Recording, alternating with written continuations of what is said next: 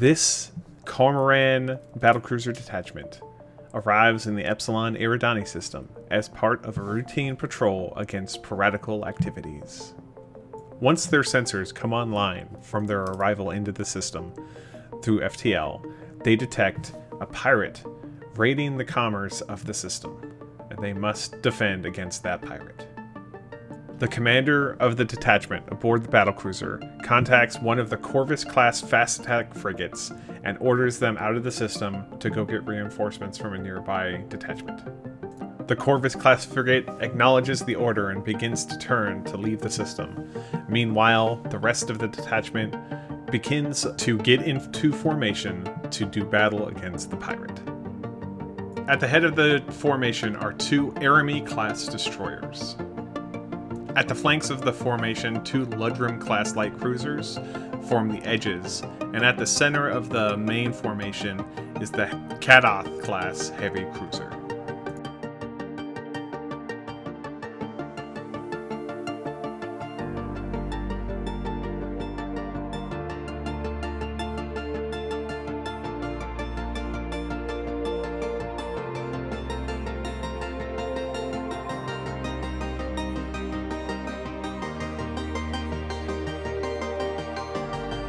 At the rear is the Harnick battlecruiser and the remaining Corvus frigate, directing the rest of the formation from its strategic location.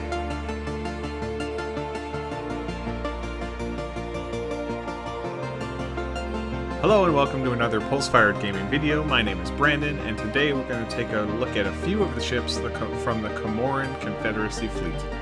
The files for these ships are available to purchase off of Cults 3D. If you have a 3D printer, have a friend with a 3D printer, feel free to patronize them over there.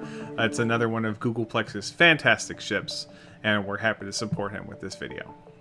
The ships that we're showing off today are part of a full thrust light pack, so that means there's two frigates, two destroyers, two light cruisers, a heavy cruiser, and a battle cruiser. If you play full thrust light, this is a full roster for that. Let's get talking about the ships. First, starting with the smallest ship that we have on here, this is the Corvus-class frigate, and all of these ships were printed in resin. We threw a very quick paint job on them in order to get them showcased on here, but let's take a look and go through all of the details on these ships to see if you'd be interested in them. On the first batch of these ships that we printed, they didn't have any pegs on them, so while they were upscaled to 133%, we used the Brave Sun twist lock rods and stands to stand in for the stands on the ship. The stands are pretty versatile, so if you have a chance to look at the Brave Sun materials on Kickstarter or through My Mini Factory, I think you'll be well pleased with them. Let's get talking about the Corvus frigate here real quick. When Googleplex started posting work-in-progress pictures of these ships, we didn't really know if we were going to like them. The gooseneck design on them was unique, and for the first few ships that they produced, they didn't really jive with what we were thinking about. But then as the bigger ships started coming out, the heavy cruiser, the battle cruiser, we really saw, I thought, a lot of value in the design of these ships. We will have a link in the description that leads you to where you can buy the files for these ships if you want to print them on your own. The ships don't come pre-supported, however, they're pretty easy to support. We supported them with the nose facing at an angle down on the build plate, and while that did cause some errors on our print job here, it's something to easily overcome if you make sure that all the corners of the ship's nose are supported when printing. So, the Corvus-class frigate has some pretty nice details on it that lead to the design language on all of the other ships, so we'll go ahead and highlight them here. Prepare the ships for showcase. We primed them and then threw some dark wash on them and then highlighted the weapons with a metallic paint, and then we also did some nice glow on the engines. We chose these ships to showcase because they're kind of unique looking with the way that they have kind of the gooseneck and the asymmetric design, but they look a little industrial. They're very cool ships. So let's move on to the next one. For some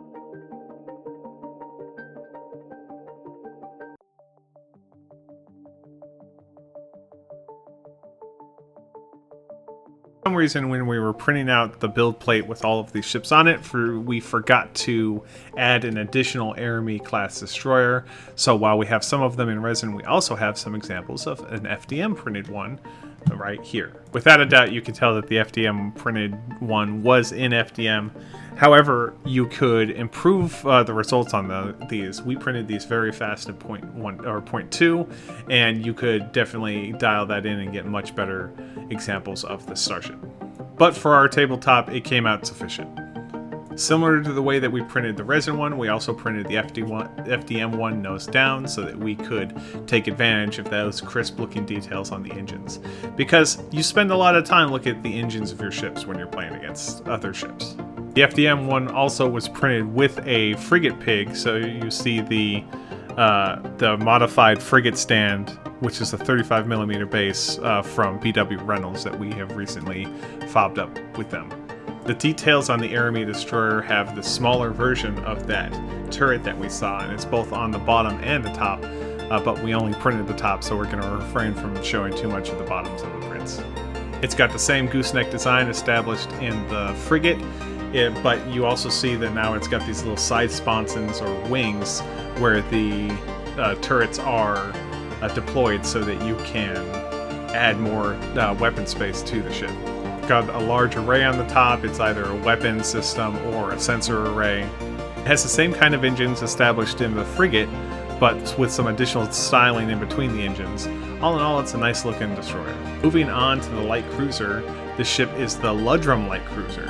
And a feature that you see returning from other ships that Googleplex has designed is this kind of geodesic dome on the back of it for a sensor or an ECM platform. That's really cool. I think it's a good way that Googleplex establishes ECM and other things going on in the industrial details of his ships. On the sides of the main hull, you see these domes. They could be either PDSs or fire controls or whatnot. Then you go back, you see the dome for the electronics warfare. Side details have similar greebles to the previous ships that we've seen, but a little bit different or a little bit more detailed. And as we've seen in the past, Googleplex introduces specific elements through each of their classes and then adds more elements as the classes become bigger and more advanced.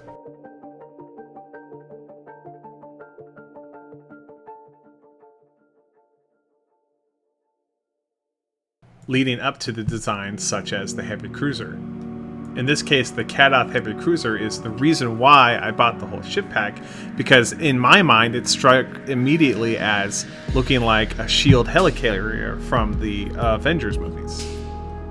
This ship has two sets of sponsons or little wings for the outboard turrets, and then two heavier turrets on the rear of the hull. And then we see more of those other bulbs that could be fire controls or PDSs, and the engine system looks a little bit different, but still remains very much similar to the previous ships that came before it.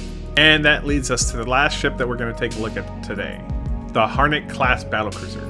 Now keep in mind there are way more ship classes that are available in the pack that you purchase from Colts 3D. These are just the ships that we're showcasing because we're showcasing ships that you would use in a full thrust light game. That is 2 frigates, 2 destroyers, 2 light cruisers, a heavy cruiser, and the battlecruiser.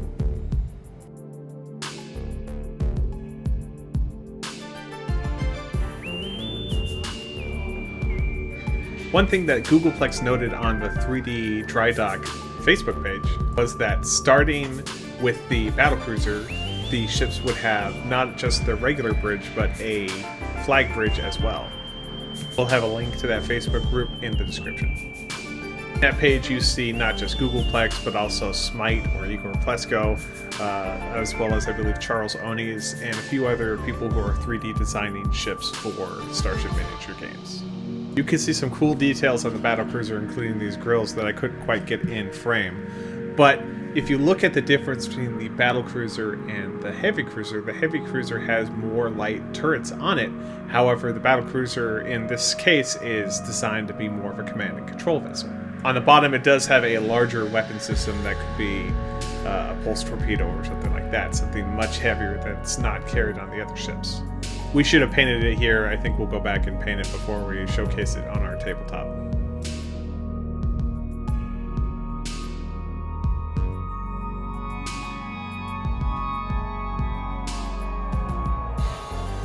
So these are the ships that we're showcasing on here. Remember, you can go download them from Cults 3D, or you can purchase physical prints for this full thrust introductory pack on our Etsy store.